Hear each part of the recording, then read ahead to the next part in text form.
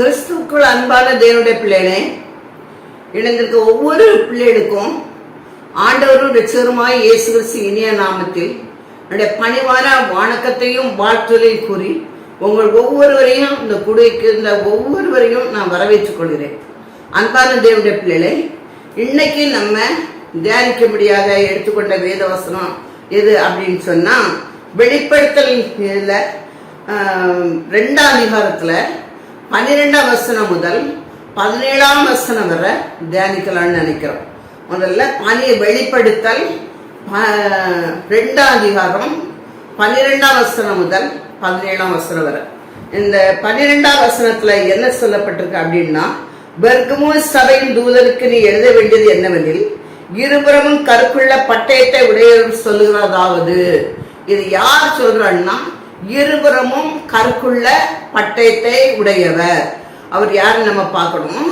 அது மட்டுமல்ல, யாருக்கு சொன்னாரு அப்படின்னா, இருபுறமும் கருக்குள்ள பட்டயத்தை உடையவர் யார் அப்படின்னு சொன்னா, எபிரேயருக்கு எழுதுற நிறுவத்துல 4ஆம் அதிகாரத்துல 12ஆம் வசனத்தை நீங்க பார்க்கும்போது, தேவனுடைய வார்த்தையானது ஜீவனும் வல்லமை உள்ளதாயும் இருபுறமும் கற்குள்ள எந்த பட்டயத்தினாலும் கற்கானதையும் ஆத்மாவையும் ஆவியும் அணுக்களையும் ஊனையும் பிரிக்கத்தக்கதாக உருவை குத்துறதாயும் இருதயத்தின் நினைவுகளையும் யோசனைகளையும் வரையறுக்கிறதாயும் இருக்கிறது. அப்போ இந்த இருபுறமும் கற்குள்ள பட்டயத்தை உடையவர் அப்படின்னு சொன்னா, இந்த எழுதியிருக்க வார்த்தை எல்லாம் உடையவர் அவர் யாருன்னா, கர்த்தராகிய இயேசு கிறிஸ்து தான் இருபுறமும் கற்குள்ள பட்டயத்தை உடையவர். இங்க அதைத்தான் அப்படி சொல்லியிருக்கு. இருபுறமும் கற்குள்ள, அதாவது 12ஆம் வசனத்தை நீங்க வாசிக்கும் போது, இருபுறமும் கற்குள்ள பட்டயத்தை உடையவர் அவர் சொல்லுறாரு. அப்ப இருபுறமும் கற்குள்ள பட்டயத்தை உடையவர் கர்த்தராகிய இயேசு கிறிஸ்து. அவருடைய வசனம் தான் என்னன்னா இருபுறமும் கற்குள்ள பட்டயம். அப்ப இந்த பட்டயத்தை உடையவர் யாருக்கு சொல்லுறார் அப்படின்னு பார்த்தா, அதே வெளிப்படுத்தல்ல 1ஆம் அதிகாரத்துல பாருங்க, அதுல 9ஆம் வசனத்தை, இயேசு கிறிஸ்துவை பற்றிய சாட்சி நிமித்தம் பத்மு என்ற தீவுல இருந்தேன். யோவான் சொல்றாரு, இயேசு கிறிஸ்துக்கு நான் சாட்சியா வாழ்ந்ததுனால நான் பத்மு என்கிற தீவுல இருந்தேன். அப்படி இருக்கும்போது கர்த்தருடைய நாள்ல நான் என்ன செய்றேன், ஆவிக்குள்ளானேன். கர்த்தருக்காக நான் இருக்கும்போது நான் ஆவிக்குள்ளாயிட்டேன். அப்பொழுது எனக்கு என்ன செய்துட்டேன்னா, என் பின்னாலே எக்கால சத்தம் போன்ற பெரிதான ஒரு சத்தத்தை கேட்டேன். நான் ஆவிக்குள்ளாய் ஜெபம் பண்ணிட்டு இருக்கும் போதே பின்னால இருந்து எக்கால சத்தம் போல ஒரு சத்தத்தை கேட்டேன். அது என்ன சொல்லுச்சுன்னா, நான் அல்பாவும் ஒமேகாவும் முந்தினவரும் பிந்தினவருமா இருக்கிறேன். அது எப்படி இருக்கிறான், அல்பாவும் ஒமேகாவும் முந்தினவரும் பிந்தினவருமா இருக்கிறேன். அப்படி சொல்லிட்டு, நீ காண்கிறதை ஒரு புஸ்தகத்தில் எழுதி, நான் இப்படி என்னெல்லாம் பாக்குறியோ அதெல்லாம் நினைச்சனும் ஒரு புஸ்தகத்துல என்ன எழுதி, ஆசியாவில் இருக்கிற எபேசு, சிமிர்னா, பெர்கமு, தேத்ரா, சர்தை, பிலதெல்பியா, லவோதிக்கா என்னும் பட்டணங்களில் உள்ள 7 சபைகளுக்கும் அனுப்பு என்றார். அப்ப நான் நீ காண்கிறதெல்லாம் நீ எழுதி இந்த ஆசியாவில் உள்ள 7 சபைகளுக்கும் நீ அனுப்பு அப்படின்னு சொல்லி ஆவியானவர் அவரோடு பேசுறாரு, யோவானோடு. அப்ப அவர் ஒவ்வொன்றையும் அவர் காண்கிறது, என்னெல்லாம் பார்த்தாரு, என்னெல்லாம் கேட்டாரு, அதெல்லாம் அவர் இதுல எழுதி இந்த சபைகளுக்கு அனுப்புறார். முதல்ல சொல்றது எபேஸ் சபை, 2வது சிமிர்னா சபை, 3வது பெர்கமு சபை. நம்ம இன்னைக்கு தியானிக்கும்படி அது எடுத்துக்கொண்ட வசனம் தான் இந்த பெர்கமு சபை தான். ஒவ்வொரு சபைக்கு ஆண்டவர் சொல்லும் போது அந்த நிறைகளையும் சொல்லி இருக்கிறாரு, அதுக்குள்ள குறைகளையும் சொல்றாரு. நிறைகளை இருக்க சொல்லி அந்த என்னென்ன குறைகளும் இருக்கு, குறைகளுக்கு நீங்க மனம் திரும்பணும் அப்படின்னு எச்சரித்து பேசுறாரு. அப்ப அந்த பெர்கமு சபைக்கு உள்ள நிறைகளையும் என்னென்ன குறைகள் இருக்கிறது அப்படிங்கிறதா நம்ம இன்னைக்கு தியானிக்க போறோம். அடுத்த வசனம் பார்த்தோம்னா, உன் கிரியைகளையும் சாத்தாண்டே சிங்காசனம் இருக்கிற இடத்திலே குடியிருக்கிறதையும் நீ என் நாமத்தை பற்றி கொண்டிருக்கிறதையும், சாத்தான் குடியிருக்கிற இடத்திலே உங்களுக்குள்ளே எனக்கு உண்மையுள்ள சாட்சியான அந்திப்பா என்பவன் கொல்லப்பட்ட நாட்களிலும் என்னை பற்றி விசுவாசத்தை நீ மறுதலியாமல் இருந்ததும் அறிந்திருக்கிறேன். இப்படி என்ன சொல்றான்னா, நீ எங்க இருக்கிற, சாத்தான் குடியிருக்கிற இடத்துல நீ குடியிருக்க. அப்ப இந்த பெர்கமோ சபை எங்க இருந்துன்னா துருக்கியில உள்ள ஹெட்கோட்டா தான் பெர்கமுங்க இருக்கணும். அது ஒரு மலையில தான், மலைப்பாங்கான ஒரு இடம் தான். அந்த பெர்கமோ பட்டணத்துல என்னன்னு குடியிருக்கிறதாம், சாத்தானுடைய சிங்காசனம் வைத்திருக்கு. சாத்தான் அங்க நிறைய குடியிருக்குது. சாத்தானுடைய கோட்டைகள் அங்க நிறைய இருக்குது. அந்த சாத்தானுடைய கோட்டைகள் மத்தியிலையும் இந்த பெர்கமோ சபை செயல்பட்டு இருந்தது. அத கர்த்தர் சொல்றாரு, சாத்தானுடைய சிங்காசனம் இருக்கிற இடத்துல நீ என்ன குடியிருக்கிற. சாத்தானுடைய சிங்காசனத்து மத்தியில, அந்த சாத்தானுடைய கோட்டைகளுக்கு மத்தியில இந்த சபை என்னதுக்கு அமைந்திருக்கு. இந்த சபையில என்னதுன்னா அதுல அவர் நாமத்தை பற்றி கொண்டிருக்கிறதையும், சாத்தான் குடிகொண்டிருக்கிற இடத்துல இன்னொரு ஆளை கொண்டிருக்காங்க. அவர் அந்திப்பா. அப்படி கொல்லப்பட்ட நேரத்திலையும் நீ விசுவாசத்தை மறுதலியாம இருந்ததை அறிந்திருக்கிறேன். அப்ப 2 நிறைகளை ஆண்டவர் இந்த பெர்கமோ சபையில சொல்றாரு. ஒண்ணு பார்த்தா, நீ சாத்தானுடைய இடத்துல இருந்தாலும் எனக்கு சாட்சியாக நீ அதுல என்னை ஆராதிக்கிற பிள்ளைகளா இருந்தீங்க. இன்னொன்று சொன்னி என்ன சொன்னா, அந்திப்பாங்கிற ஒரு இரத்த சாட்சியா கொல்லப்பட்ட அவருடைய மரணத்தை கண்டுட நீங்க பயமா விசுவாசத்தை பற்றி கொண்டிருந்தீங்க. இது அவங்களோட நிறை. அப்ப சாத்தான் குடியிருந்த இடம் அப்படின்னா அங்க என்ன பெர்கமோ சபையில பெர்கமோ பட்டணத்துல நிறைய விக்கிர கோயில் தான். அதாவது அந்த அஸ்கலோபியன் அப்படிங்கிற ஒரு தெய்வத்தை வணங்குனாங்க. அது இன்னும் நிறைய தெய்வங்களை அவங்க வணங்குனாங்க. அஸ்கலோபியன் மட்டுமல்ல, நிறைய தெய்வங்களை அவங்க என்ன செஞ்சாங்க, வணங்குனாங்க. இவங்க என்ன செய்வாங்கன்னா, இந்த அஸ்கலோபியனுடைய வேலை என்னன்னா, எந்த வியாதி இருந்தாலும் குணமாக்கிறோம் அப்படிங்கிற ஒரு மூட நம்பிக்கையை அவங்களுக்குள்ள வச்சிருந்தாங்க. அந்த அஸ்கலோபியன் கோயிலுக்குள்ள என்ன செய்வாங்கன்னா, இந்த வியாதிஸ்தர் ஏதாவது வியாதிப்பட்டு வியாதிஸ்தர் வந்தாங்கன்னா அவங்கள உடனே அன்னைக்கு ஒரு நாள் நைட்டு அந்த கோயிலுக்குள்ள விட்டுருவாங்க. அந்த கோயிலுக்குள்ள விட்டு அங்க என்ன செய்வாங்கன்னா, உயிர் உள்ள ஒரு பாம்பையும் விட்டுருவாங்க. அது அஸ்கலோபியன் அப்படிங்கிறது ஒரு சர்ப்பத்தின் ஆவி. சர்ப்பனாலே சாத்தானே உங்களுக்கு எல்லாமே தெரியும். ஏவாளை வஞ்சித்தது ஒரு சர்ப்பம் தான். அது சாத்தான், சர்ப்ப வடித்துல சாத்தான் வருவான். அப்ப அந்த உயிருள்ள ஒரு பாம்பு அந்த கோயில்ல இருக்கும். அந்த கோயிலுக்குள்ள வியாதிஸ்தரை விட்டுருவாங்க. அது விஷத்தன்மை குறைந்தது அப்படின்னு சொல்றாங்க. எந்த அளவு உண்மைன்னு தெரியல எனக்கு. ஆனா அந்த பாம்பு என்ன செய்யுமா, நைட்ல இந்த வியாதிஸ்தர் அங்க இருந்து நைட்ல இருக்கும்போது இந்த பாம்பு அந்த வியாதிஸ்தரை பேசுமா, எனக்கு நீ என்னென்ன பரிகாரம் பண்ணினா அவன் வியாதி சோமானு. அவர் அதை கேட்டுட்டு காலையில பூஜாரிட்ட சொல்லுவாரு, பூஜாரி என்னென்ன பண்ண சொல்றாங்க அப்படின்னு. உடனே அந்த சாத்தா என்னென்ன சொல்றதோ அதெல்லாம் பூஜாரி செய்வாராம். அந்த நோய் குணமாயிரமா. இதுதான் அந்த இதோட வேலை. இதுதான் நிறைய விக்கிரங்க கோயில்ல, விக்கிர கோட்டையில, விக்கிர இதை வைத்து இங்குதான் வழிபட்டு இருந்தாங்க. இதுதான் அவங்களோட வழிபாடு, இதுதான் அவங்களுடைய பூஜை முறைகள். சாத்தானை தான் வணங்குனாங்க. பாம்பு வடிவத்துல சாத்தானை வணங்குனாங்க. இது அந்த பெர்கமோ பட்டணத்துல உள்ள விக்கிர கோட்டையில நடந்த விஷயம். அருமையான தேவனுடைய பிள்ளைகளே, இப்படி நடந்துட்டு இருக்கும் போதுதான் என்ன செய்தாங்கன்னா, இந்த அந்திப்பா என்கிற ஒரு ஊழியக்காரர் இருந்தார். அந்திப்பா யார் அப்படின்னு கேட்டா, அந்திப்பாங்கிறவர் யோவானால் ரட்சிப்புகளை வழிநடத்தப்பட்டவர். யோவான் மூலமாக ரட்சிக்கப்பட்டவர் அந்த அந்திப்பா. இவர் ரட்சிக்கப்பட்டு இவரை என்ன செய்தாங்க, எல்லா சபைகளுக்கும் ஒரு தலைவராக யோவான் நியமித்திருந்தார். தலைவர் என்ன பிஷப் அப்படின்னு சொல்றாங்கல்ல, பிஷப் மாதிரி ஒரு பதவியை கொடுத்து அவர் என்ன செய்திருந்தாரு, யோவான் நியமித்திருந்தார். இப்படி நடந்துட்டு இருக்கும் போது இந்த அந்திப்பா ரொம்ப ஜெபிக்கிற ஒரு விசுவாசி. ரொம்ப ஜெபிப்பார், எப்ப பார்த்தாலும் ஜெபம் பண்ணிட்டே இருப்பார். இவருடைய ஜெபத்துல வல்லமையான ஒரு ஜெபம். அவர் கடமைக்காக ஜெபிக்கிறவர் அல்ல, ஒரு வல்லமையான ஜெப வீரராக இருந்தார். அப்படி ஜெபம் பண்ணி கொண்டே இருக்கும் போது இந்த பிசாசின் கோட்டைகள் இருந்த எல்லா ஆவிகளும் ஒன்றா என்ன செய்து வெளியேற தொடங்கிச்சு. அதுக்கு அங்க இருக்க முடியல. ஜெப ஆவி வந்த உடனே அந்த கோட்டைக்குள்ள இருந்த அந்த விக்கிரங்களுக்குள்ள இருந்த எல்லா பிசாசின் ஆவிகளும் சாத்தானின் ஆவிகளும் அந்த பெர்கமோ பட்டணத்தை ஒண்ணா வெளியில ஏற தொடங்கியது. அதனால என்ன செய்யுதுன்னா, பெர்கமோ பட்டணத்துல சாத்தானுடைய கிரியை ஒண்ணுமே நடப்பிக்க முடியல சாத்தானுக்கு. அதனால இந்த பூஜாரிகள் எல்லாம் ரொம்ப கோவப்பட்டு போய், அப்ப நீக்ரோ மன்னர் இருந்தாரு, அங்குள்ள மன்னர்கிட்டவே சொல்றாங்க, இப்படி இவர் இந்த அந்திப்பாங்கிறவரு ஜபிக்கிறதுனால எல்லா ஆண்களும் போயிட்டு இப்ப நம்முடைய கோயில்கள்ல இருக்கிறவங்க எதுவுமே நடக்கல அப்படின்னு சொல்றாங்க. உடனே இந்த நீகிர மன்னன் இவரை பிடிச்சு கேட்கிறாரு அந்திப்பாட்ட சொல்றாரு, உனக்கு ஒரு பனிஷ்மெண்ட் தாரேன், நீ ஒயின் நிறைய எடுத்துட்டு போய் ஒவ்வொரு சிலைகளுக்கும் அந்த நீ அபிஷேகம் ஒயினால் அந்த சிலைகளை அபிஷேகம் பண்ணணும் அப்படின்னு சொல்லி ஒரு கட்டளையை கொடுக்கிறாரு. யாரு கொடுக்கறா? மன்னன் கொடுக்கிறாரு அந்திப்பாக்கு. அந்திப்பா என்ன செய்யறாரு அப்படின்னு சொன்னா, அவர் நான் இதை செய்யவே மாட்டேன், எக்கார்த்தம் முன்னிட்டோம் இந்த விக்கிரங்களுக்கு நான் என்ன செய்ய மாட்டேன், எதையுமே செய்ய மாட்டேன் அப்படின்னு மறுதளிக்கிறார். மறுதளிச்சதுனால அவங்களுக்குள்ள என்ன செய்யறாங்க, ஒரு தண்டனை கொடுக்கறாங்க. நிகிர மன்னன் இந்த அந்திப்பாவுக்கு ஒரு தண்டனை கொடுக்கிறாரு.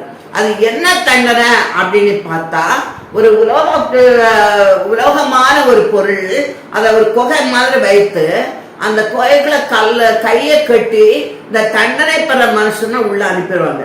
உள்ள அனுப்பி இந்த உலோகத்தை சூடாக்கிட்டே இருப்பாங்க. சூடாக்க அந்த உலகம் சூடாக்கி இந்த மனுஷனை கொஞ்சம் கொஞ்சமா கருக்கி கொன்னுடும். அப்படிப்பட்ட ஒரு தண்டனை அந்த அந்திப்பாவுக்கு கொடுத்தாங்க. அப்ப அவரு ரொம்ப சூடு வரும்போது அவர் என்ன ரொம்ப சத்தம் போடுவார், அலறுவார். இந்த மரண ஓலன்னு சொல்லுவோம். அந்த சத்தத்தை அந்த பெர்கு பட்டணம் எல்லா இடமும் கேட்கும்படி அவங்க என்ன செட் பண்ணி வச்சிருந்தாங்க. இவர் எப்படியாவது மறிக்க போறாரு, மறிக்கும் போது இவருடைய சத்தத்தை எல்லாரும் கேட்கணும்.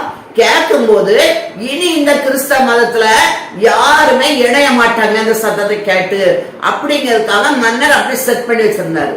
இவர் என்ன செய்தாரு அப்படின்னா, இவருக்கு அந்த தண்டனை நிறைவேற்றும் போது இவர் என்ன பண்ணிட்டு இருந்தாருன்னா, கையை கட்டி வச்சிருந்தாலும் அந்திப்பா என்ன செய்தாருன்னா, அவரு ரொம்ப ஜெபிச்சாரு. எப்படி ஜெபிச்சாரு? எந்த ஒரு சூழ்நிலையும் இந்த பெர்கு பட்டணத்துக்கு சபைகள் விசுவாசத்தை விட்டு கொஞ்சம் கூட விலகக்கூடாது அப்படின்னு சொல்லி ஜோம் பண்ணிட்டு இருந்தாராம். ஜோம் பண்ணி ஒரு இரத்த சாட்சியா மறித்தாரு. எந்த ஒரு சத்தத்தையும் அவருடைய மரணத்துல என்ன செய்ய முடியாது, கேட்க முடியல. அப்படி ஆண்டவர் அவர் இரத்த சாட்சியா மறித்தாரு. அவர் தான் இந்த அந்திப்பா. இந்த அந்திப்பா கொல்லப்பட்ட நேரத்திலையும் இவர்கள் என்ன செஞ்சாங்களாம், ஆண்டவரை பற்றும் விசுவாசத்தை மறுதலியாமல் இருந்தாங்களாம். இவ்வளவு கஷ்டத்தை அனுபவிச்சாலும் நாங்கள் ஆண்டவரை நாங்கள் மறுதளிச்சிரோம், இயேசு தேவன்னு சொல்றோம் அப்படின்னு சொல்லி பெர்கமு சபையில உள்ளவங்க மறுதளிக்கல. இது ஆண்டவர் அவங்க கண்ட நிறைகள். 2 நிறைகளை நம்ம பார்த்திருக்கிறோம். ஒண்ணு, இந்த விக்கிர கோட்டைகள் மத்தியில அவங்க குடியிருந்தாங்க ஆண்டவரை மறுதளிக்காம. 2வது, அந்திப்பா என்கிற ஒரு இரத்த சாட்சியா கொல்லப்படும் போதும் அதை கண்டு விசுவாசத்தை விட்டு கொஞ்சம் கூட பின்வாங்காம ஆண்டவரை மறுதளிக்காம இருந்தாங்க. இது அவங்ககிட்ட நிறைகள். இனி அடுத்த வசனத்தை நம்ம கவனிப்போமானா, அதுல ஆண்டவர் என்ன சொல்லி இருக்கிறார்னா, ஆகிலும் சில காரியங்களை குறித்து உன்பேரில் எனக்கு குறைவுண்டு. ஆனா இதெல்லாம் நிறைய இருக்கு. ஆனால் சில குறைகள் மட்டும் இருக்கு பாரு. விக்கிரங்களுக்கு படத்தவளை புசிப்பதற்கும் வேசித்தரம் பண்ணுவதற்கும் ஏதுவான இடரலை இஸ்ரவேல் புத்திரர் முன்பாக போடும்படி பாலாக் என்பவனுக்கு போதனை செய்த பிழையாமுடைய போதகத்தை கைக்கொள்கிறவர்கள் உன்னிடத்தில் உண்டு. அடுத்தது குறைகளை ஒன்று சொல்றாரு. பிழையாமுடைய போதகத்தை கைக்கொள்கிறவர்கள். இந்த பிழையாம் யாரு அப்படின்னு உங்களுக்கு தெரியும். பிழையா ஒரு பெரிய தீர்க்கதரிசி. இஸ்ரவேல் ஜனங்களை ஏற்றிருந்த ஆண்டவர் வழிநடத்தி வரும்போது இந்த பாலாக்ங்கிறவரு இந்த பிழையாமை அழைத்து இஸ்ரவேல் ஜனங்களை சபிப்பதற்காக பிழையாம அழைக்கிறார். அன்பான தேவனுடைய பிள்ளைகளை, 23 சம்பவத்தை நம்ம பார்க்கலாம். ஆனா 24:1 என்ன சொல்லப்பட்டிருக்குன்னா, இஸ்ரவேலை ஆசீர்வதிப்பதே கர்த்தருக்கு பிரியம். ஆண்டோடைய பிரியம் என்னன்னா இஸ்ரவேலை ஆசீர்வதிப்பது. ஆனா பாலாக்கு என்ன சொல்றானா, பிழையாம சபிப்பதற்காக அழைத்துட்டு போறான். அழைத்த போது அவர் முதல்ல சொன்னாரு, நான் கர்த்தர் என்ன சொல்றாரோ கர்த்தர் போச்சனாதான் போவேங்கிறாரு. 2வது, ஆண்டவர் என்ன சொல்றாரோ அதான் சொல்வேன் அப்படிங்கிறாரு.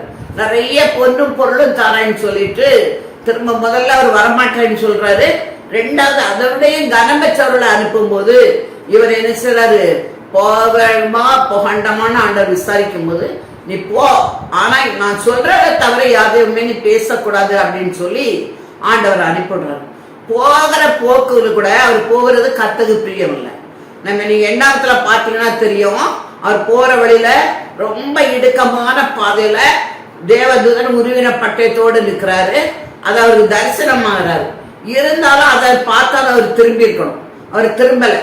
அதுக்கு பிறகு அவர் போய் 3 இடத்துல கொண்டு காமித்து 3 இடத்துல கத்துக்கு பலி செலுத்தி 3 இடத்துல இஸ்ரேல் ஜனங்களை சபிக்கும்படி பிள்ளையா போறாரு. ஒவ்வொரு இடத்துலயும் போகும்போதும் அவரை சபிப்பதற்கு ஆண்டவர் இடம் கொடுக்கல. 3 இடத்துலயும் ஆண்டவர் என்ன செய்தாரு, இஸ்ரவேலை ஆசீர்வதிக்க வைத்தார். அதன் மூலம் சபிக்க போன மனுஷன் ஆசீர்வதித்தான். அவர் என்ன செய்தார், யாக்கோபே உன் கூடாரமும் இஸ்ரவேலே உன் வாசஸ்தலங்களும் எவ்வளவு அருமையானவர்கள், எவ்வளவு அழகானவர்கள் அப்படின்னு சொல்லி இஸ்ரேல் ஜனங்களை பிள்ளையாம் ஆசீர்வதித்தார். இந்த யாக்கோபே உன் கூடாரமும் இஸ்ரவேலே உன் வாசஸ்தலமும் எவ்வளவு அருமையானவனே அழகானவனை ஆசீர்வதித்தத இந்த பிள்ளையாமல என்னால கேட்டுக்கிட்டு இருக்க முடியல. அவர் உடனே பிள்ளையாம கூப்பிட்டு பாலக் சொல்றாரு, நான் உன்னை ஆசீர்வதிக்கணும், உன்னை ரொம்ப கனப்படுத்தணும், உனக்கு நிறைய பொண்ணும் பொருளையும் தரணும் அப்படின்னு சொல்லி அழகாந்தேன். உன்னை கனப்படுத்த முடியாத கர்த்தர் தடுத்து அங்கிருந்து ஓடி பெறு அப்படிங்கிறார். ஓடி போடி சொல்லும் போது இந்த பிள்ளையாவுக்கு சில ஆசைகள் அவருடைய இதயத்துல இருக்கு. ஐயோ, இவ்வளவு பொண்ணும் பொருளையும் நம்ம பெறணுமே அப்படின்னு சொல்லி அவருக்கு பண ஆசை வந்ததுனால அவர் என்ன சொல்றாருன்னா, இஸ்ரவேலை ஆசீர்வதிப்பதான் கர்த்தருக்கு பிரியம், ஆனா அவங்களை சபிக்காதபடி இந்த பொருளை நம்ம எப்படியாவது வாங்கணும் அப்படி ஒரு திருப்தித்தரமான ஒரு யோசனை பண்ணி இந்த இஸ்ரவேல் ஜனங்களையே மோவாபிய ஸ்திரீகளுடன் என்ன செய்ய விபச்சாரம் பண்ணதுக்கு போதனை கொடுத்திருக்காரு. அப்ப அவங்க என்ன செய்றாங்கன்னா, மோவாபிய பெண்களோட இஸ்ரவேல்கள் என்ன செய்றாங்க, விபச்சாரம் பண்றாங்க. விபச்சாரம் பண்றது மட்டுமல்ல, விக்கிரங்களுக்கு படைத்தத அவங்க விக்கிரங்கள் படைத்து இவங்களை சாப்பிட வைக்கிறாங்க. 3வது என்ன செய்றாங்கன்னா, அந்நிய நுகத்துல அவிவிசுவாசோட பிணைக்கப்படாத கர்த்தருடைய கட்டளை. ஆனா இவங்க என்ன சொன்னாங்கன்னா, இந்த மோவாபிய ஸ்திரீய இஸ்ரவேல் இளைஞர்கள் திருமணம் செய்றாங்க. அப்ப கட்டளையை மீறாங்க. கட்டளை என்னது, அந்நிய நுகத்துல அவிவிசுவாசோட பிணைக்கப்படக்கூடாது. அந்நிய விதத்துல மதத்திட்டமே நம்ம என்ன சொல்லக்கூடாது, ஆண்டோடைய பிள்ளைகளை திருமண உறவு வைக்க கூடாது. அதான் ஆண்டோடைய கட்டளை. ஆனா பிள்ளையாவுடைய போதனை கேட்டு இவங்க என்ன செய்தாங்க அப்படின்னு சொன்னா, இஸ்ரவேலுடைய இளைஞர்கள் அங்க போய் என்ன செய்தாங்க, அந்நிய ஸ்திரீகளுடைய தன்னுடைய திருமண உடன்படிக்கை செய்து திருமணம் செய்துட்டாங்க. விசாரம் பண்ண வைக்கிறாங்க, விக்கிரங்களுக்கு படைத்ததை சாப்பிடுறாங்க. இதனால கர்த்தருடைய கோபம் அவங்க வேலை விழுந்து எல்லாத்தையும் ஆண்டவரை அழித்து போடுறாரு அப்படிங்கிறத நம்ம எண்ணாமத்துல வாசிக்கிறோம். அருமையான தேவனுடைய பிள்ளைகளே, இதுதான் பிள்ளையாமுடைய போதனை. ஆண்டவர் என்ன சொல்றாரு இங்க சொல்லும் போது, பிள்ளையாமுடைய போதனத்தை கை கொள்ளுவர்கள் உன்னிடத்தில் உண்டு. அப்ப இந்த பெர்மூஸ் சபையிலையும் இப்படி இந்த பிள்ளையாமுடைய போதனத்தை கை கொள்ளுறவர்கள் இருக்கிறாங்க அப்படின்னு சொல்றாங்க. பிள்ளையாமுடைய போதனத்தை கை கொள்ளுறவர்கள் உன்னிடத்துல என்ன செய்றாங்க, இருக்காங்க. அப்ப இந்த பெர்மூஸ் சபையில யாரு இருக்கிறாங்கன்னா, விபச்சாரம் பண்றவங்க இருக்கிறாங்க, விக்கிரத்தை படைத்ததை சாப்பிடுறவங்க இருக்கிறாங்க, அந்நிய ஸ்திரீகளை இது திருமணம் பண்றவங்க இருக்கிறாங்க. ஆனா இதெல்லாம் கர்த்தர் வெறுக்கிறேன், இதை விட்டு நீ மனம் திரும்பணும் அப்படிங்கிற. அருமையான தேவனுடைய பிள்ளைகளே, இந்த நாட்கள்ல நீங்க போகிற சபையில இந்த மாதிரி காரியங்கள் இருக்கிறதா, அது உங்களுக்குள்ளே இந்த காரியங்கள் இருக்கிறதா அப்படின்னு நீங்க நிதானித்து பாருங்க. நம்மை நிதானித்து பார்த்தோமானால் என்ன செய்ய மாட்டோம், நியாயந்திருக்கப்பட மாட்டோம். அதனால நீங்க இன்னைக்கு உங்களை கொஞ்சம் நிதானித்து பாருங்க, நம்மகிட்ட இப்படிப்பட்டவான கிரியைகள் இருக்குதா அப்படின்னு நிதானித்து பார்த்து இன்னைக்கு மனம் திருமணம் அப்படின்னு சொல்லி இந்த தேவ ஆவியானவர் உங்களோட பேசிட்டு இருக்காரு. இந்த மாதிரி கிரியைகள், அதாவது விபச்சாரம், சர்ச்சுக்குள்ளே என்ன செய்யுது, விபச்சாரத்தை பண்றது, சர்ச்சுக்குள்ளே என்ன சர்ச்சுக்குள்ள இருக்கவங்களே, சர்ச்சுக்குள்ள சொல்லல, சர்ச்சில் இருக்கவங்க, அதாவது ஞானஸ்தானம் எடுத்து ஆவின் விஷயத்தை பெற்றவங்க, சர்ச்சுக்குள்ள இருக்கிறவங்க, இவங்க என்ன செய்றாங்க, விபச்சாரத்தை ஈடுபடுறாங்க, விக்கிரத்தை ஆராதிக்க, விக்கிரத்தை படைத்துள்ள சாப்பிடுறது, அந்நிய ஸ்திரீகளோட திருமணம் செய்வது, இதுதான் பிள்ளையாமுடைய போதனை. இப்படிப்பட்ட போதனைகள் நம்ம சபையில இருந்தனா, நம்ம கிட்ட இருந்தனா, நம்ம என்ன செய்யணும், இன்னைக்கு மனம் திரும்பணும் அப்படின்னு தேவ ஆவியான எச்சரித்து பேசுறாரு. இதான் பிள்ளையாமுடைய போதனை. இந்த போதனை ஆண்டவர் என்ன வெறுக்கிறான். அடுத்தபடி ஒரு என்ன சொல்றாரு, அப்படியே நிக்கோலாய் மதஸ்தனுடைய போதகத்தை கைக்கொள்ளரும் உன்னிடத்தில் உண்டு, அதையும் நான் வெறுக்கிறேன். இன்னொரு விதத்தை ஆண்டவர் வெறுக்கிறேன்னு சொல்றாரு. அது என்ன? நிக்கோலாய் மதத்துடைய போதனை. நிக்கோலாய் மதத்துடைய போதனை என்ன அப்படின்னு பார்த்தா, நீங்க பாருங்க, நிக்கோலாய் மதத்தினர் யாரு? ஆண்டவர் முதல்ல பிள்ளையாமுடைய போதத்தை கைக்கொள்ளர் ஒன்னிடத்துல இருக்கு, அதை நான் வெறுக்கிறேன் அப்படிங்கிறாரு. ரெண்டாவது நிக்கோலாய் மதத்துடைய போதனை இருக்கு. அதாவது எபேசு சபைக்கு சொல்லும் போது ஆண்டவர் சொல்றாரு, 2:6 பாருங்க, நான் வெறுக்கிற நிக்கோலாய் மதஸ்தரின் கிரியைகளை நீயும் வெறுக்கிறாய் அப்படிங்கிற. எபேசு சபை சொல்லும் போது நிக்கோலாய் மதஸ்தருடைய கிரியை நீ வெறுக்கிறாய், அப்படியே அது அவருக்கு பிடித்தம், வெறுக்கிறாய் அப்படின்னு சொல்ற. பெருகமு சபையை சொல்லும் போது அந்த நிக்கோலாயுடைய கிரிய மதஸ்தருடைய கிரியை உன்னிடத்துல இருக்கு, அதை நான் வெறுக்கிறேன் அப்படிங்கிற. இங்க பார்க்கும்போது இந்த நிக்கோலாய் யாரு அப்படின்னு சொன்னா, அப்போஸ்தலர் நடவடிக்கை எடுத்துக்கிட்டு நீங்க 6ஆம் அதிகாரத்தை திருப்பிக் கொள்ளுங்க. அப்போஸ்தலர் 6ஆம் அதிகாரம் 3ஆம் வசனத்தை நீங்க இது பார்ப்பீங்கன்னா, 1ஆம் வசனத்திலேருந்து பார்க்கும்போது அந்த நாடுல சீசர்கள் பெருகிட்டாங்க. சீசர்கள் பெருகினதுனால அவங்க என்ன செய்தாங்கன்னா, கிரேக்கரானவர்கள் தங்கள் விதவைகளை அன்றாட விசாரணை திட்டத்தின்படி விசாரிக்கவில்லை என்று அவர்களுக்கு விரோதமாக முறுமுறுத்தார்கள். சீசர்களுக்கு விரோதமாக இந்த கிரேக்கர்கள் ஒரு முறுமுறுப்பை இருக்கிறாங்க. விதவைகள் எல்லாம் அன்னன்னைக்கு உள்ள திட்டத்தின்படி அவங்க விசாரிக்கவில்லை அப்படின்னு சொல்லி. அப்பொழுது மன்னியவரும் சீசர் கூட்டத்தை வரவழைத்து, நாங்கள் தேவவசனத்தை போதியாமல் பந்தி விசாரணை செய்வது எங்களுக்கு தகுதி அல்ல. அப்ப அவங்க சீசர்கள் என்ன சொல்றாங்க, நீங்க பந்தி விசாரிப்புல விதவைகளை சரியா கவனிக்கலாம் அப்படின்னு சொல்றீங்க, ஆனா எங்களுக்கு எதுதான் தகுதி? நாங்கள் தேவ வசனத்தை போதிக்காமல் பந்தி விசாரணை செய்வது எங்களுக்கு தகுதி அல்ல. அதனால நீங்க என்ன செய்யணும்னா, பரிசுத்த ஆவியும் ஞானமும் நிறைந்த நற்சாட்சி பெற்றிருக்கிற 7 பேரை உங்களில் தெரிந்து கொண்டு அவர்களை இந்த வேலையில ஈடுபடுத்துங்க அப்படின்னு சீசர்கள் சொல்றாங்க. கிரேக்கர்கள் விதவைகள் சரியா என்ன செய்யல, விசாரிக்கப்படவில்லை அப்படின்னு சொல்லும் போது இந்த சீசர்கள் என்ன சொல்றாங்கன்னா, நாங்கள் தேவ வசனத்தை போதியாம பந்தி விசாரிப்பது எங்களுக்கு தகுதி அல்ல, அதனால நீங்க என்ன செய்யணும், பரிசுத்தாவியும் ஞானமும் நற்சாட்சி பெற்றவங்களுமாகிய 7 பேரை தேர்ந்தெடுத்து அவங்களை இந்த வேலையில ஈடுபடுத்துங்க. நாங்கள் என்ன செய்வோம், ஜெபிப்பதிலும் வேத வசனத்தை போதிக்கிற ஊழியத்திலும் இடைவிடாமல் தரித்திருப்போம் என்றார்கள். எங்களுடைய வேலை என்னன்னா, நாங்கள் ஜெபிப்போம், தேவ வசனத்தை போதிப்போம், இடைவிடா ஜெபிப்பதையும் தேவ வசனத்தை போதிப்பதையும் தான் நாங்க தரித்திருப்போம் அப்படின்னு சொல்றாங்க. அப்படி சொல்லும் போது ஒரு 7 பேரை தேர்ந்தெடுக்கிறாங்க. இப்படி 7 பேரும் எப்படிப்பட்டவங்களா இருக்கணும், பரிசுத்த ஆவியையும் ஞானமும் நிறைந்தவர்கள், நற்சாட்சி பெற்றவர்களா இருக்கணும். பரிசுத்த ஆவியினால ஞானத்தினால நிரப்பப்பட்டவர்களா இருக்கணும், நற்சாட்சி பெற்றவர்களா இருக்கணும். இப்படி 7 பேரை தேர்ந்தெடுக்காங்க. இந்த 7 பேர்ல யாரெல்லாம் பார்த்தீங்கன்னா, 5ஆம் வசனத்துல நீங்க தியானிக்க எடுத்து பார்த்தோன்னா 5ஆம் வசனம் இந்த 7 பேர் பேரையும் கொடுக்கப்பட்டிருக்கு. அருமையான தேவனுடைய பிள்ளைகளே, அந்த 7 பேர்ல ஒருவர் தான் இந்த நிக்கோலாய் அப்படின்பது. இந்த நிக்கோலாய் என்பது கிரேக்க மதத்துல இருந்தவர், யூதர்ல இணைந்திருக்கார். கிரேக்கர்ல இருந்து யூத மதத்துக்கு வந்தவங்க.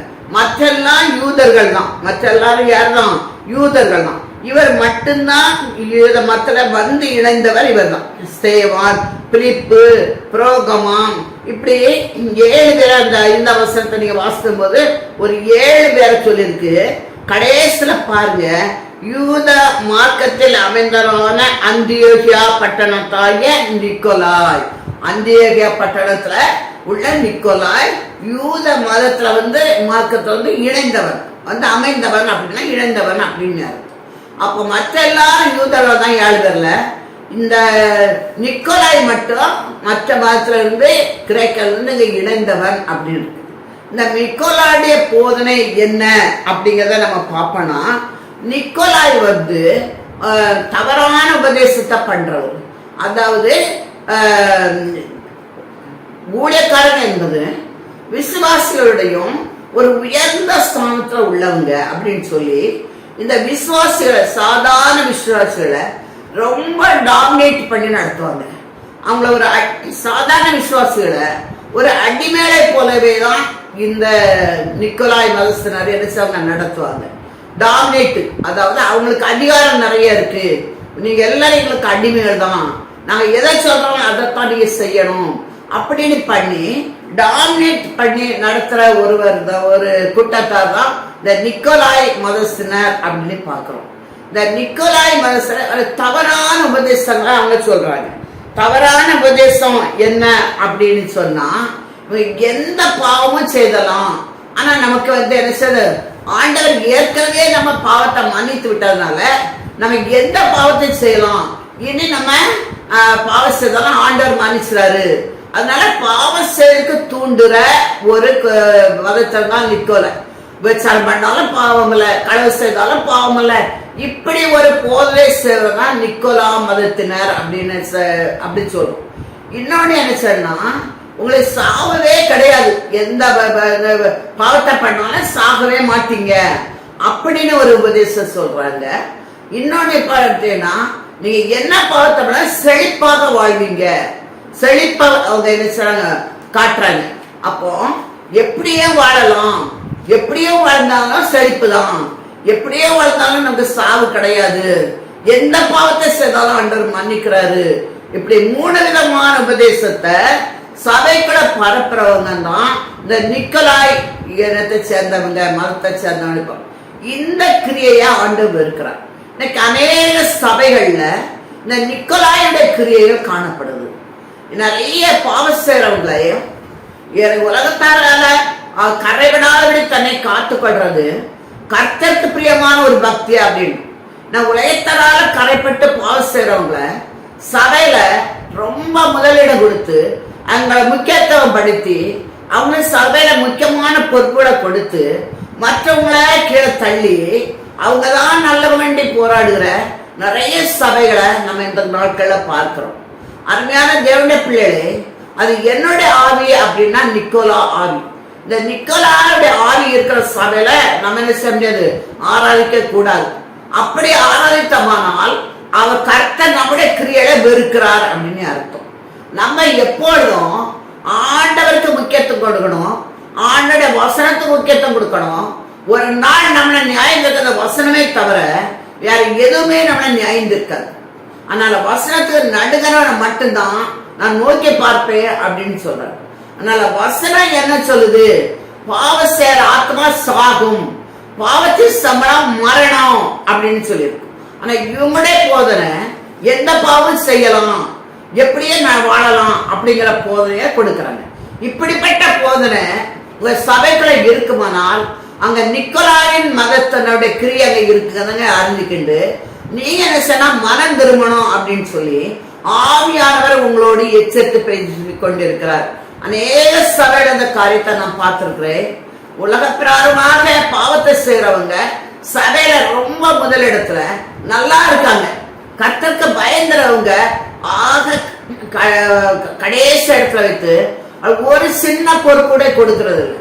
அருமையான தேவனுடைய பிள்ளைகளே, எனக்கு தெரிஞ்ச ஒரு சபையில ஒரு சிஸ்டர் போய் எத்தனை மட்டும் நான் ஒரே ஒரு வார்த்தை கர்த்தரை பற்றி சொல்றடி கேட்டோம், அந்த சபையில அவங்களை அனுமதிக்கவே இல்லை. ஆனா அவங்களுக்கு பிரியமான இந்த சாத்தானுக்கு பிரியமான காரியங்களை செய்யற பிள்ளைகளை அது ஆண்டரை பற்றி சரியா கூட தெரியாது, ரிட்சுக்குள்ள வந்திருக்காங்களோ வந்தாங்களோ தெரியாது, அவங்கள சபையில குறிப்பிட்டுல யாரி பேச வைக்கிறாங்க. இப்படிப்பட்ட கிரியைகள்லாம் இருக்குன்னா அது என்னுடைய கிரியை அப்படின்னா அது நிக்கோலா மதத்தினுடைய கிரியை. இப்படிப்பட்ட கிரியைகள் உங்க சபையில இருக்குன்னா நீங்க அதை கண்டுபிடித்து இன்னைக்கு என்ன செய்யணும், மனம் திரும்பணும். ஆண்டவர் அதைத்தான் சொல்றாரு, நிக்கோலாய் மதத்தினுடைய கிரியையை கை கொள்றவங்க உன்னிடத்தில் உண்டு, அதை நான் வெறுக்கிறேன். அடுத்த வசனத்தை என்ன சொல்றான்னா, நீ மனம் திரும்பு.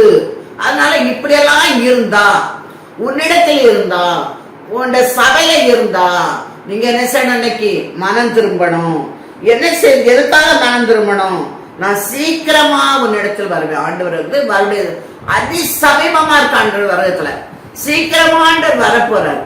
அதனால அருமையான தேவனுடைய பிள்ளைகளே, கிறிஸ்துக்கு பிரியமானவர்களே, நீ கிறிஸ்துக்கு பிரியமா நடக்கணும் அப்படின்னா இந்த கிரியெல்லாம் இருந்து நீ மனம் திரும்பணும். ஏன்னா ஆண்டோடைய வருகை ரொம்ப சமீபமா இருக்கு. அவர் நீ மனம் திரும்பாவிட்டால் அவர் என்ன செய்வாராம்? என் வாயின் பட்டயத்தால் அவர்களோட யுத்தம் பண்ணுவேன். வாயின் பட்டயம், வாயின் பட்டயம்னா அவருடைய வார்த்தை, அவருடைய வார்த்தையினால அவர்களோட யுத்தம் பண்ணுவார் ஆண்டவர். ஒரு மனுஷன் யுத்தம் பண்ணாலே நம்மளால என்ன செய்ய முடியாது, அதுல வெற்றி பெற முடியாது. சில காரியங்கள்ல நம்ம வெற்றி பெற முடியாது. ஆனா கர்த்தரே உங்களோட யுத்தம் பண்ணும்போது நம்ம ஒரு நாளும் செய்ய முடியாது. ஆண்டவர் அப்படிதான் சொல்றாரு. நீங்க மனம் திரும்ப பட்சத்துல அவரோட வாயின் பட்டயத்தால் உங்களோட யுத்தம் பண்ணுவாரு. வார்த்தைங்கிற பட்டயம் உங்களை என்ன செய்யும்? அதான் முதல்ல சொல்ற, இருபுறமும் கற்குள்ள பட்டயத்தை உடையவர். அந்த இருபுறம் உள்ள கற்குள்ள பட்டயம் நம்மள என்ன செய்யும்? நியாயம் இருக்கும், வெட்டும். அதுக்கு அடுத்தது பாருங்க, 17ஆம் வசனத்தை பார்ப்போம்னா, ஆவியானவர் சபைகளுக்கு சொல்றதை காதுள்ளவன் கேட்க கடவன். அருமையான தேவனுடைய பிள்ளைகளே, இன்னைக்கு ஆண்டவர் சொல்ற அந்த வார்த்தையில யார் யாருக்கெல்லாம் ஆண்டவர் காது தந்திருக்காரோ அவங்க எல்லாரும் கேளுங்க. கேட்கறது மட்டுமல்ல, அதன்படி செய்யுங்க. அவங்க எச்சரித்து பேசும்போது மனம் திரும்புங்க. ஆண்டவர் என்ன சொல்றாரு? என்னை நோக்கி கர்த்தாவே கர்த்தாவேங்கிறவன் பரலோகத்துல பிரவேசிக்க மாட்டான், என் வார்த்தையின்படி செய்கிறவனே அதில் பிரவேசிப்பான். அப்ப வார்த்தையின்படி நடக்கிறவர்களா இருந்தாலும் நம்ம ஆண்டோடைய பிள்ளைகளா இருப்போம்.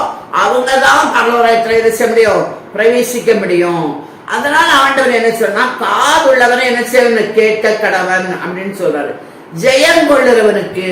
அப்ப இதெல்லாம் கேட்டு இதன்படி ஒரு ஜெயமான வாழ்க்கை வாழ்றவனுக்கு, ஜெயம் கொள்ளுறவனுக்கு, வெற்றி பெறுகிறவனுக்கு என்ன கொடுப்பேன் அப்படின்னு ஆண்டவர் சொல்லியிருக்கார் பாருங்க. நான் மறைவான மன்னாவை புஷிக்க கொடுத்து, ஒரு மறைவான மன்னாவை வச்சிருக்கார். மறைவான மன்னா, மன்னானா என்னது? இஸ்ரேல் ஜனங்களை வழி நடத்தும் போது என்ன பரலோகத்துல இருந்த மன்னாவை தான் என்ன தூதரை அப்பமாய மன்னாவை அவர்களுக்கு கொடுத்து வழி நடத்துறான்னு பார்க்கிறோம். இது மறைவான மன்னா, யாருக்கு தெரியாம மறைவாண்டவர்கள் அவங்களுக்குன்னு ஜெயம் பெறுவர்களுக்குன்னு இந்த மறைவான மன்னாவை ஆண்டவர் வச்சிருக்காரு. இந்த மறைவான மன்னாவை யார் யாரெல்லாம் இந்த காரியத்திலிருந்து ஜெயம் பெறீங்களோ, நிக்கோலா கிரியையிலிருந்து ஜெயம் பெறீங்களோ, அந்த பிழையாங்க போதனையிலிருந்து உங்களை விடுவித்து தப்பித்துக் கொள்கிறீங்களோ அவங்களுக்கு ஆண்டவர் என்ன செய்வாராம்? மறைவான மன்னாவை புசிக்க கொடுப்பார். மறைவான மன்னாவை என்ன செய்வாராம்? புசிக்க கொடுப்பார். அது மட்டுமல்ல, கீழே வசனத்தை தியானிப்பேனா, அவனுக்கு வெண்மையான குறிக்கல்லையும் அந்த கல்லின் மேல் எழுதப்பட்டதும் அந்த பெருகமே அன்னி வேறொரும் அறியக்கூடாதும் ஆகிய புதிய நாமத்தை கொடுப்பேன். இன்னொன்னு கொடுக்கிறேன்னு சொல்ற பாருங்க. அவனுக்கு வெண்மையான குறிக்கல்லையும், வெண்மையான குறிக்கல்லு அப்படின்னு சொன்னா நீங்க என்ன அப்படின்னு பார்த்தா, வெண்மையான குறிக்கல்னா வெள்ளையான கல்ல அதுல என்ன சேர்க்குமா? இவன் குற்றமற்றவன், இவன் பாவத்தை கழுவப்பட்டவன், இவன் நீதிமான் அப்படின்னு சொல்லி அந்த வெண்மையான கல்ல எழுதியிருக்குமா. இன்னொன்னு கருப்பான கல்ல இவன் குற்றவாளி, இவன் துன்மார்க்கன் அப்படின்னு சொல்லி அவன் செய்ததெல்லாம் எழுதியிருக்கும். இப்படி ரெண்டு விதமான கற்கள் உண்டு. ஆனா இதுல ஜெயம் பெறுகிறவனுக்கு ஆண்டவர் என்ன கொடுக்கிறான்னா, வெள்ளையான என்ன செய்யணும்? குறிக்கல்லு. அருமையான தேவனுடைய பிள்ளைகளை, அவனுக்கு வெண்மையான குறிக்கல்லையும் அந்த கல்லின் மேல் எழுதப்பட்டதும், அந்த கல்லின் மேல் எழுதியிருக்கும். இந்த வெள்ளையான குறிக்கல்ல பாவம் இல்லாதவங்க கொடுக்கறதா வெள்ளையான குறிக்கல். இயேசுவின் ரத்தத்தினால் கழுவப்பட்டவர்களுக்கு தான் கொடுக்கிறது வெள்ளையான குறிக்கோள். யாரெல்லாம் ஆண்டவருடைய சத்தத்தை கீழ்ப்படிந்து பரிசுத்தமா வாழ்றீங்களோ அவங்களுக்கு கொடுக்கப்பட்டதான் இந்த மறைவான மன்னாவும் வெள்ளையான குறிக்கல்லும். அருமையான தேவனுடைய பிள்ளைகளே, இன்னைக்கு ஆண்டவர் சொல்ற இந்த வசனத்துக்கு நம்ம கீழ்ப்படிந்து நடக்கும் போது நமக்கு இந்த மறைவான மன்னத்தை தரது மட்டுமல்ல, வெள்ளையான குறிக்கல்லையும் அந்த கல்லின் மேல் எழுதப்பட்டதும், அந்த கல்லின் மேல எழுதியிருக்கோம். அது என்ன எழுதப்பட்டிருக்கோம் அப்படிங்கிறத யாருக்குமே தெரியாது. ஆனா அந்த கல்லை யார் பெறுறாங்களோ அவங்களுக்கு மட்டும்தான் என்ன செய்ய தெரியுமா, அப்படிதான் போட்டிருக்கு. அதை பெறுவதனே அன்றி வேறொருவன் அறியக்கூடாதுமாகிய புதிய நாமத்தை கொடுப்பேன். அதுல ஒரு நாமம் எழுதப்பட்டிருக்கும். கிறிஸ்துவ பிரியமானவர்களே, ஒரு நாமம் அந்த கல்ல எழுதப்பட்டிருக்கும். அம்மா ஒரு புதிய நாமத்தை ஆண்டவர் உங்களுக்கு கொடுக்கிறார். அந்த புதிய நாமத்தை, அது என்ன நாமம் அப்படிங்கிறத அந்த கல்லின் மேல் எழுதிருக்கும். அந்த கல்லின் மேல் இருக்க புதிய நாமத்தை அந்த கல் யார் யாருக்கெல்லாம் கொடுக்கப்பட்டதோ அவங்க மட்டும்தான் அதை வாசிக்க முடியும், வேற யாராலும் வாசிக்க முடியாது. அப்படி ஒரு புதிய நாமத்தை உங்களுக்கு கொடுப்பேன் என்று அந்த ஆண்டவர் சொல்றாரு. இந்த வசனத்துல நம்மோடு சொல்லியிருக்கிறார். இதை கேட்கிற கிறிஸ்துவுக்குள் பிரியமான தேவனுடைய பிள்ளையே, நீங்க இன்னைக்கு நம்ம இந்த உலகத்துல வாழ்ந்துட்டு இருக்கோம். எதுக்காக வாழ்றோம் அப்படின்னு சொன்னா, எப்படியாவது ஆண்டவருடைய ராஜ்யத்துல பிரவேசிக்கணும் அப்படின்னு தான் நம்ம ஒவ்வொருடைய ஆசையும். ஏன்னா ஆண்டவருடைய ராஜ்யத்துல உலகம் முழுவதும் ஆதாயப்படுத்தி கொண்டாலும் தன் ஜீவன் நஷ்டப்பட்டு போனா அவனுக்கு லாபம் இல்லை அப்படின்னு பாக்குறோம். ஜீவன் நஷ்டப்படக்கூடாது, அது ஆண்டவருடைய கிருபை. கிருபையால நம்ம ஜீவனை காத்துக்கிடணும். அப்படி ஜீவனை காக்கிறதுக்கு இந்த வசனங்கள் மூலம் ஆண்டவர் நம்மளை எச்சரிக்கும் போது இப்படிப்பட்டதான கிரியைகளை நம்மளை விட்டு மாற்றணும். நம்ம சபையில இருந்தாலும் அந்த சபையை விட்டு ஒரு நல்ல சபைக்கு போகலாம். உங்ககிட்ட இந்த கிரியைன்னா இதுல இருந்து நீங்க நினைச்சா உங்களை தப்பித்து கொள்ளலாம். பிள்ளையமாட்ட போதனை என்னன்னு சொல்லி தந்தேன். விசாரம் பண்றது பிள்ளையாமட்ட போதனை, விக்கிரத்தை புசிப்பது பிள்ளையாமுடைய போதனை. இன்னொன்னு என்ன செய்யுது, அந்நியஸ்தர்களை திருமணம் பண்ணுவது என்ன பிள்ளையாமுடைய போதனை. இப்படி நம்ம குடும்பத்துல நமக்குள்ள இருந்தா அதுல இருந்து நம்ம தப்பித்து கொள்ளணும். இது நிக்கோலாட குறைய தாமிகமா நடத்துவது, மற்றவங்களை அற்பமா நினைக்கிறது, இவங்கள பெரிய ஒரு நாமத்தை இவங்களை சூட்டிகள், இவங்களே பிஹெச்டி பட்டம் போட்டுடுவாங்க, டாக்டரேட் பட்டம் போட்டுவாங்க, ரெவரண்ட்னி பட்டம் போட்டுடுவாங்க.